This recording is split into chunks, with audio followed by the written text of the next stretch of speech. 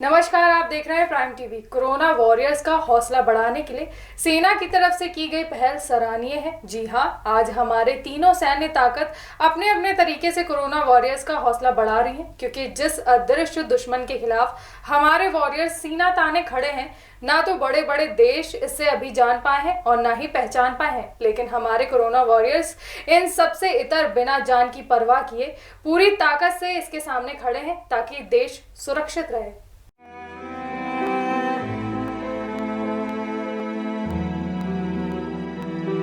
Corona जैसी घातक बीमारी ने जब इस देश में पैर पसारा तो हमारी सरकार ने हर एक चीज को लॉकडाउन कर दिया।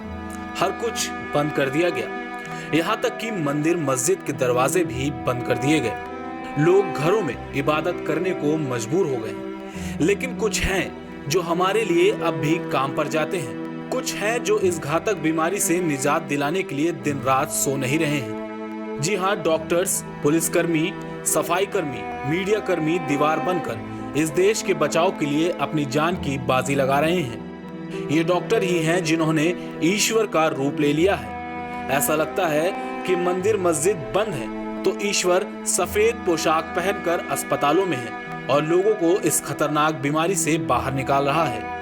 उन्हीं का हौसला बढ़ाने के लिए सेना ने यह फैसला लिया कि कोरोना वॉरियर्स का सम्मान किया जाए। भारतीय वायुसेना ने सुखोई जैसे लड़ाकू विमान के जरिए देश के अलग अलग हिस्से में स्थित कोरोना वायरस अस्पतालों के ऊपर फूल बरसाने शुरू कर दिए। भारतीय सेना इन अस्पतालों के पास अपनी धुन से कोरोना योद्धाओं का हौसला बढ़ा रही है। वहीं नौसेना अपने जहाजों को रोशन करके कोरोना के खिलाफ लड़ाई में जीत दर्ज करने का संदेश दे रही है।